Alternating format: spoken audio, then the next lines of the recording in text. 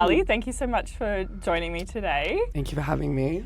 How have you been? How's summer been in Australia? I've been good. You're catching me at like the very end of the kind of tour time here, so excuse me, I'm a little bit husky, DJ life. It's been really, really good. I have been in Oz for like 6 weeks now. And, you know, Europe this time of year is kind of atrocious with the weather and all that, but also club festival season's kind of winding down. So it's been really nice to be back. Got a really sweet kind of variety of gigs. Did most of my stuff in Melbourne, obviously being from here. And then also did a little stint up in Sydney and Newcastle as well. But it's been good. And then I'm off tomorrow. So thank you for squeezing me in at the last minute. Yeah. My pleasure. I actually really want to dig into the move to Paris. You've been there 2 years now. Yeah, when I get back, which will be in about a week, it'll be my, I think, 2-year anniversary. So exciting. Which is crazy because like it flew past, but so much has happened. So yeah, I moved there when it would have been start of 2023 and kind of raw dogged it, didn't know anyone, didn't have a job or speak French or have a flat or anything,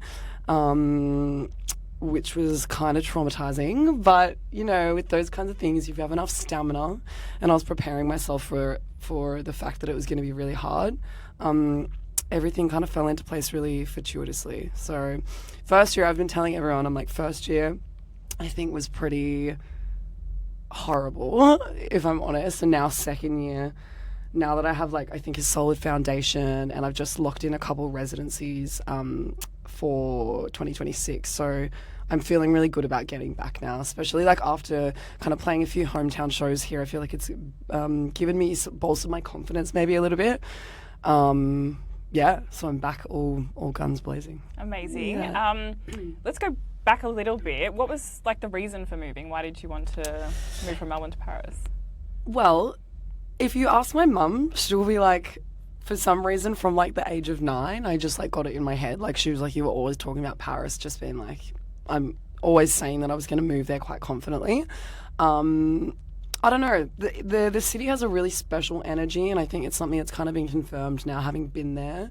The music that I produce and I play also leans towards like house music, and like French house music is kind of like a very important part of the culture there in the music scene. It's kind of one of the birthplaces with like Jacques Renaud and so many like Laurent Garnier, so many artists that I have always really respected. It's like their home territory. So musically there's that really big influence, but I think that the city being an international city, the people that kind of live in Paris, most people aren't from there. They've moved there. It's quite an international city. They've moved there from somewhere else.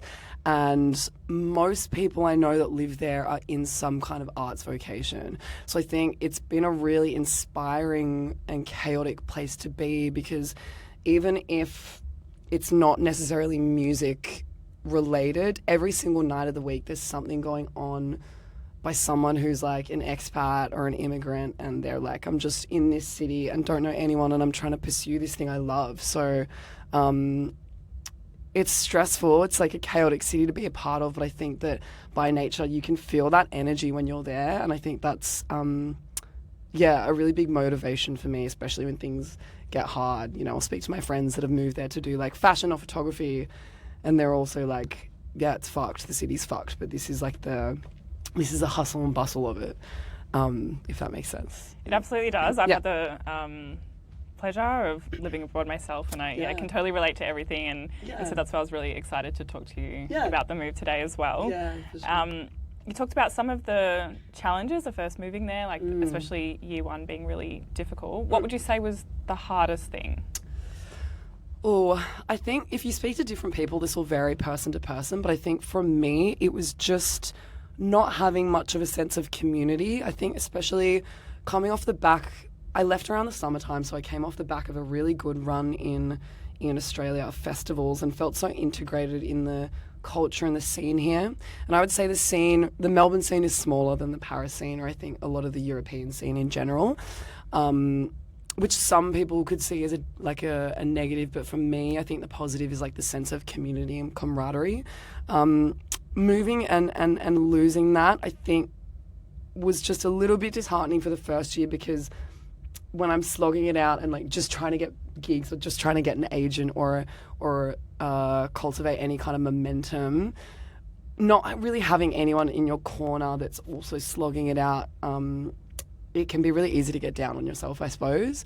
And I think it's so funny because as soon as I felt that I had found somewhat of a community there, whether it be, you know, DJs or collectives or even just friends to vent to about my day, as soon as I felt that I had somewhat of a foundation in that regard, my whole experience of the city changed. Like I was like, okay, you know, I've got people that are going through something similar that I can workshop this with. And then the second hardest thing is finding a flat. European rental market is also cooked, it turns out. So yeah, Australia and Europe, we share that.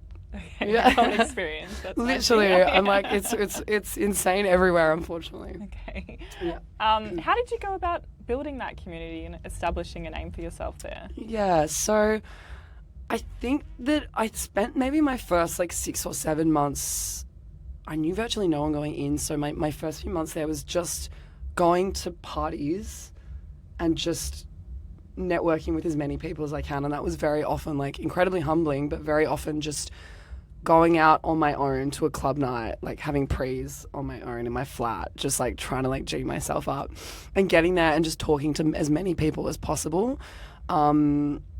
Yeah, as I said, quite a humbling experience, but I think I touched on this like earlier a little bit because it is such an international city and most people that live there have moved there from somewhere else. I was so surprised by how welcoming everyone was because they were like, oh, I've also moved here from somewhere else in the past and I know what it's like to not really have anyone or not to have a network. So, you know, after a few months of doing that, it was just like being at a club or being at, you know, a random vinyl store and being like, oh my God, yeah, I know this person who they played in Australia at this bar. You might know them, and like random little connections that way. That and just like literally getting in touch with people over social media, which can sound kind of spammy, but I think it's such an asset if you use it and you're actually trying to integrate into the community rather than just spam messaging promoters or clubs being like, book me, book me, book me. I think it's really important to invest and be like, I'm actually trying to integrate into the community and learn about the club scene here and learn about the different collectives and okay, so you're a resident with this collective and okay, you do vinyl stuff as well and hey, I saw you booked someone from Melbourne when they came to play like 6 months ago.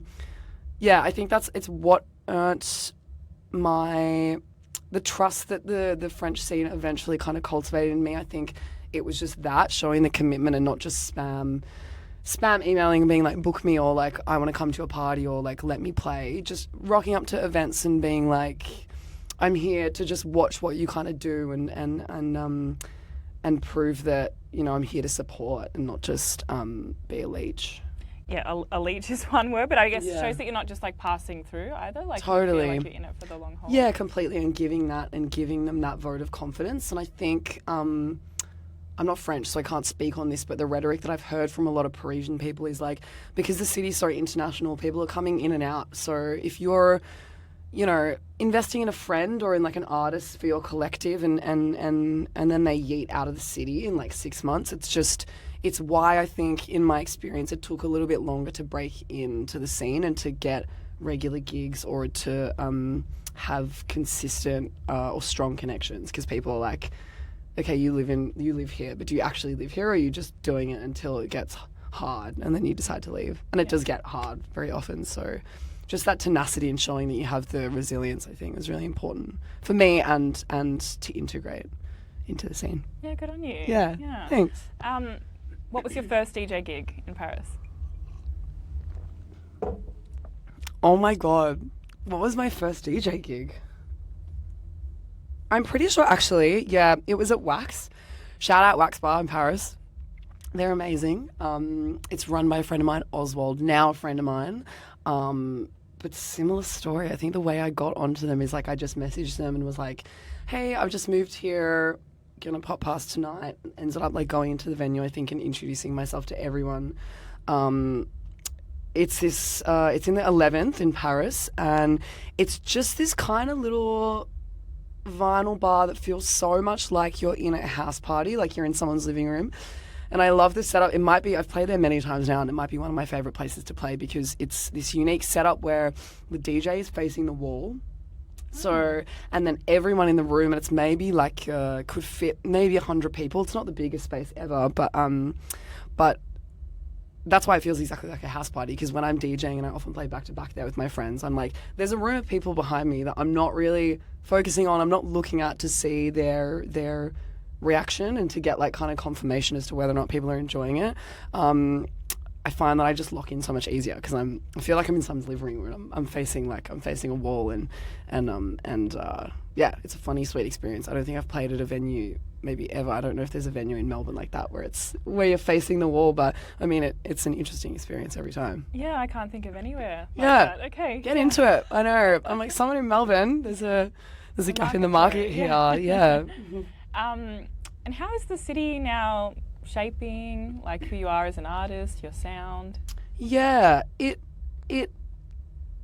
really funny, I think, that the ways, if I'm in Paris, I maybe wouldn't have said that I've changed that much, but I think it became really noticeable coming back here.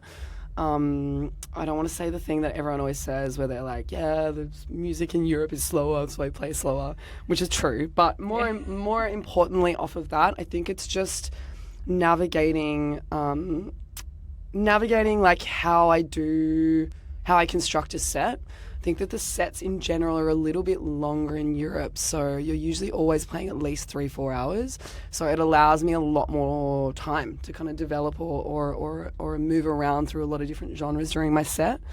And creatively, maybe just in the way that I consume music, I noticed that in coming back that in a lot of the gigs that I was playing at or also going to see my friends play, how much events and music here is like a social event. So not saying it's a good or a bad thing, just an observation, because I certainly go to a lot of gigs just to catch up with my mates. But I think that in Australia, potentially there's a culture of you're going to this event with your friends because you're catching up with everyone. There's like a lot of, let's move here, now we're going to go here and let's go sit down and chat.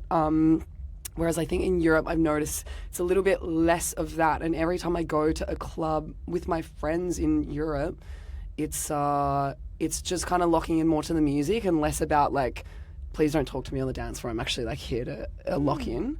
So that's been an observation in a way. I think that potentially it's a little bit harder to get the attention of Australian audiences here because they're like, everyone's friends with everyone here, which is really nice, and it makes it, it can add that like house party element if you're in Melbourne, because especially in like playing in the city here, it's like, you're playing at a gig and then your DJ friend rocks up and then another DJ friend rocks up and that interconnectedness. Yeah, anyway, an observation. Does that answer your question? Yeah. It's a really interesting observation, actually, and I was going to ask you, like, how you could, like, what does a night out look like in Paris, like from, say, pre-drinks or, like, beginning to end, and how does that differ to what is typical here? I think it's just maybe a more conscious experience, like, if my friends and I are going out in a club in Europe, usually it's because it's specifically, I want to see this artist play in this venue, and like maybe I've never seen them play before, or maybe the lineup is curated in XYZ kind of way on the night. Whereas in my experience in Australia, it's more so like, hey, everyone's going here, or this party's going to be really busy. Again, that's a really big generalization, because I know a lot of people in Australia are conscious about, what tickets they're buying to events in Australia, because when an international comes out here, you kind of need to show that that you want to consume that art, because it's less common for internationals to come out to Australia because it's so hard to get here. But I think if you're going out in Paris with the crew, it's like you're going somewhere consciously. It's like the main thing of the night, and you're locking in there for hours. Like, you're not really like, okay, we're going to go here and then see how it goes. It's more of an extended experience. Yeah. Okay. In my experience. Yeah. And what about like the afters and things like that? Is that a similar thing? Do you know what's really funny? On the inverse, I don't think French people after. Okay. it certainly happens in Berlin. It certainly happens in London, and it's also really funny because clubs are open until late in Paris. Like I think there's a lot of licenses that go all the way through the next day, or at least till 7, 8, 9 a.m. But I can't think of that many afters that I've had in Paris or that people. It's not really part of the culture, I think. But maybe that ties a little bit less into. I don't think people are getting as like cooked when they're going out in Paris. Like I think it's less. I mean, that we're now kind of delving into like drug and alcohol culture and all that, and that's like a bigger conversation to be had. But I just think that the way that people are clubbing and experiencing music there, it's just different. Yeah. Okay. No, it's always interesting to hear because even when I lived abroad, the going out experience was very different to what it's like here. Yeah. And that's not to say it's any better or worse. And I also don't want to get caught up in this rhetoric of being like, the Europe scene's better, because like that's not, you can't make a blanket statement about that. And like, don't even get me started on the doof scene. Like the culture of like the festival culture in Australia, it's why I think like summer here is the most magical time and it's my favourite place to be, because going to a doof here or going to a festival with your friends, I haven't had experiences of that same depth and calibre in Europe. So there's pros and cons to both. Just the observation I think with club culture, particularly for me in Paris, it's just it's more conscious. Is conscious the word? Yeah, conscious. We'll go with that. Yeah. What about like fashion and music and like Paris is obviously a huge fashion capital. Say it, girl. Passion for fashion. Yes. Yeah. Have you seen your style change? How do you find like fashion culture within club culture? I guess is my question. Yeah, I think that. In Paris, the interconnectedness of a lot of different creative vocations is so obvious. Like it's really, everyone that I know that lives in Paris or has moved to Paris, they're not doing like finance or anything corporate. They're all just working in arts or fashion or photography or music. So I think that when you look at that in this kind of melting pot of different cultures and influences in such a small space with such a big population, it's really obvious when that culture bleeds into other different environments. So you can't leave the house in Paris without looking like put together, or you can, but it'll be a really humbling experience because everyone in Paris is also a fucking supermodel. It's a whole thing. But anytime or a lot of the time, if a friend is throwing a party, so much thought is put into, we're also going to showcase, this art show or this, like a gallery space on the side, or this fashion space, or just showcasing different artists that are kind of living in the same space in this one environment. Similarly, every single time I've got a friend that's got a fashion, maybe a showcase or like a gallery launch or a pop-up for anything creative of any kind, there's always a collaboration with a producer or a DJ or someone that can add their 2 cents. I mean, I think it's really beautiful when you can bring other people into your art in that way, in like one environment, and then but in turn it ends up like, I went to like a calendar launch, which I was like, this is so random, when have I ever been to a calendar launch in my life? But like saw this amazing like designer who was showcasing with these roaming performers just her latest collection, and then like a VJ was like doing his latest kind of movie projection mapping on the wall, and then there was music creation with this DJ, and then later there was this like perfume brand that was like, yeah, we're doing this new like scent that we're just kind of like misting through the space. I don't know how they misted it through the space. It was like quite cool actually. But like that kind of event that is just so many things going on that was so cool to experience, because you're just like, I'm experiencing new art and I'm taking new art that I wasn't expecting to, but like what the fuck, and I love it, and it's so interesting. And I think it's one of my favorite parts about the city is this the fact that all these different creative vocations can include each other. It makes for a really amazing community, I think, in the end. Yeah, I bet. Wow. Yeah. My gosh. Yeah.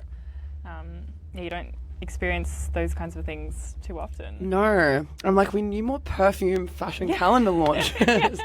There's another gap in the market. Yeah. We'll take that on notice. Yeah. Yeah. So coming back to Melbourne, what was like the first thing you did when you got home? Went to the beach. Okay. Duh. Yeah, I grew up like 5 minutes from the beach, so it's the one kind of trade-off for living in a place that I love so much. It's hard being away from a body of water. And I've been staying with my family because at this stage, my parents and my brother live here now. And at this stage, I'm seeing them like once a year, which is hard. It usually gets to the tail end of the year of Europe, in Europe. And I start to get a bit homesick and itching for the beach and itching for all that. So, yeah, I think I went to the beach. I went to the pub and I got a pint of Carlton. It was great. I know, it was like a really daggy pub as well. I was like, this is so bogan, but I feel so at home. So it's been good. And French cuisine, like I'm vegan, so French cuisine's not so friendly to me, not so accommodating. And like the vegan culture in this city, I'm like, this is sick. Yeah. Yeah, we do have, I think, the greatest food culture in the world. And so much so much more accessible to all the dietaries. Not to go on and on about veganism, but yeah, I think we're very lucky and spoiled for choice. And like, I love Paris, but French cuisine is like shit, meat and cheese. It's not for me. Are you learning the language? I am, slowly, day by day. Like I said, well, when I moved to Paris, I was seeing a tutor for a little bit, but in all honesty, I wasn't really retaining a whole lot through that. I think I got 2 different jobs. Just like part-time stuff when I first moved there. That was the quickest way that I was kind of learning new French.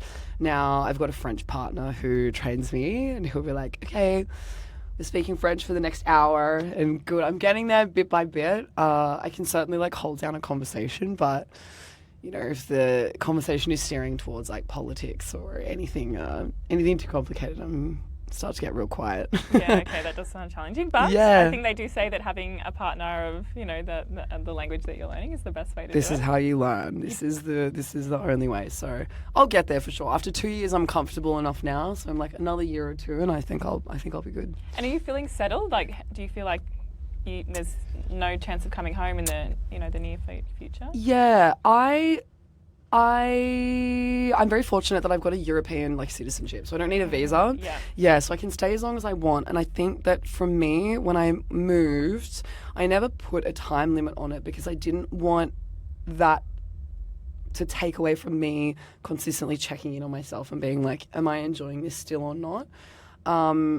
The more time I spend there, I love it more. So now I'm really setting down roots. I've just locked in my own radio show for 2026 on Amplitude's radio in Paris. Very similar vibe to Area 3000, everyone. Real cool, like a real cool community.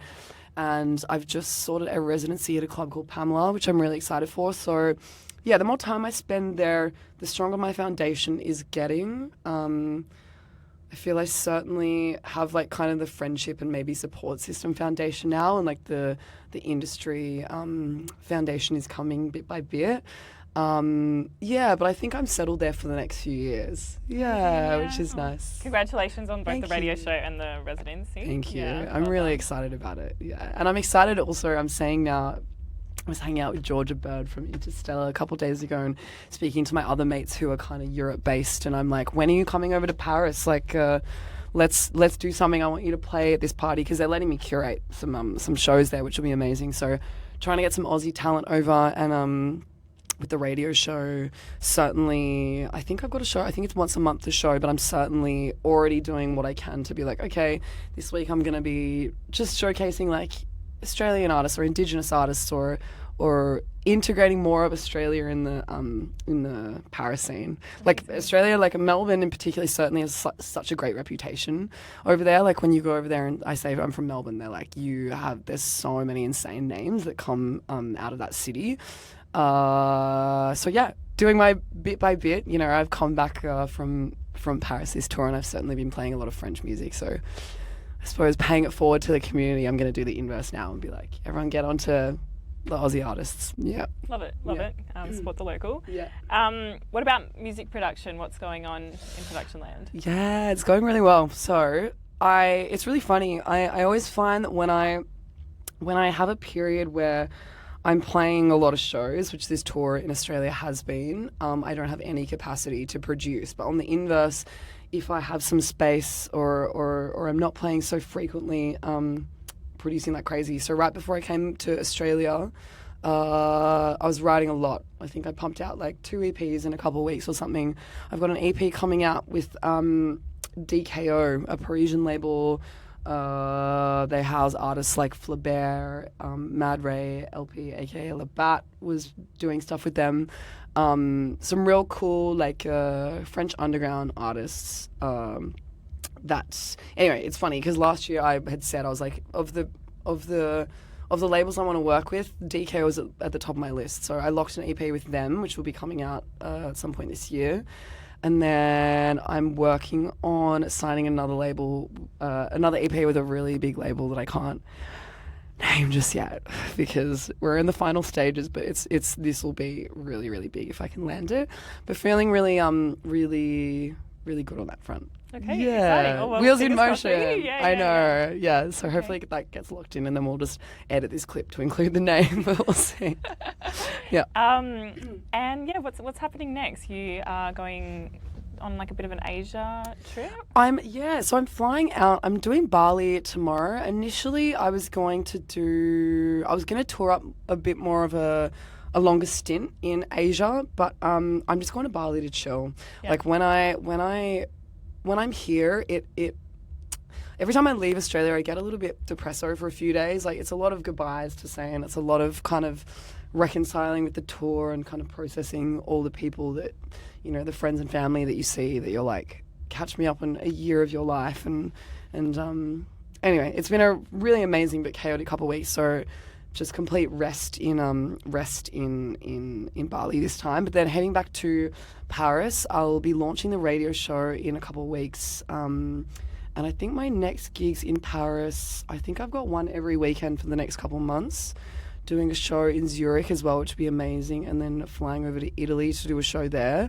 So locking in some stuff for the Europe summer, which is always also so funny, like doing it when you're in the headspace of Australian summer, like getting emails from promoters or from my agent. I'm like, I'm not even in that headspace right now, but it's good. Got a nice, like, healthy kind of split of shows across Europe for the coming months.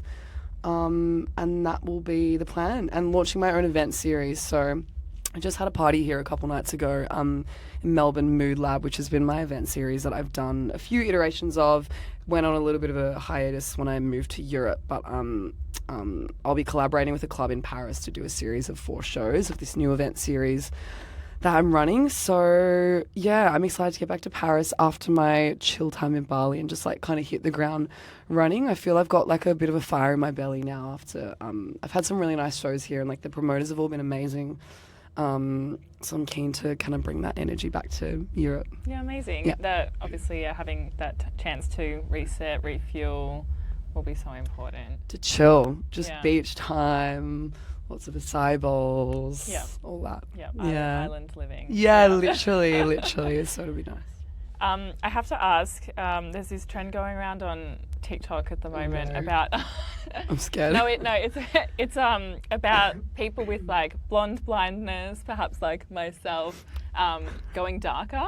Okay. Or going back to like natural hair colour. My God. I guess what has influenced the change? Blonde blindness. That is so real. I feel like there's so many iterations of that. There's like blush blindness or like eyebrow blindness. True, yeah.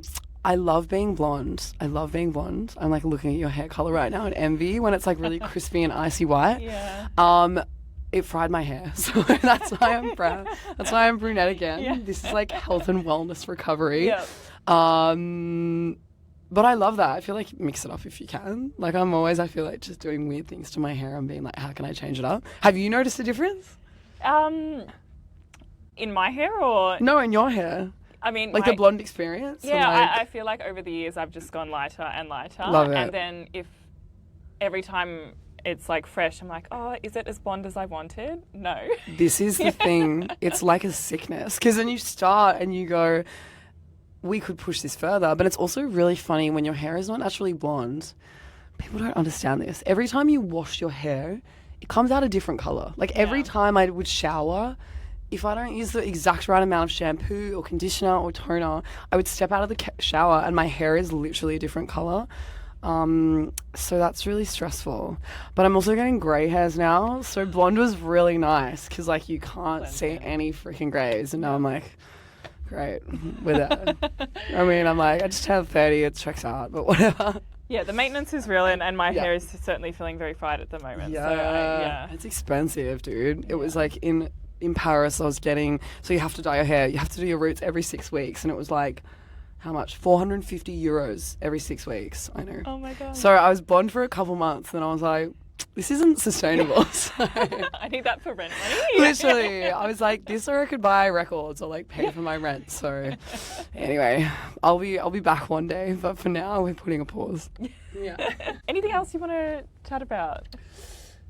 The Melbourne scene's really cool right now. Like the event, I've been super inspired with like the spaces that I've seen pop up here. I went to this party the other night at this venue called Collingwood Basement. I don't know if you guys have heard of it, but actually I think I might have driven past it. Yeah, the entrance is like right next to New Guernica on Smith Street.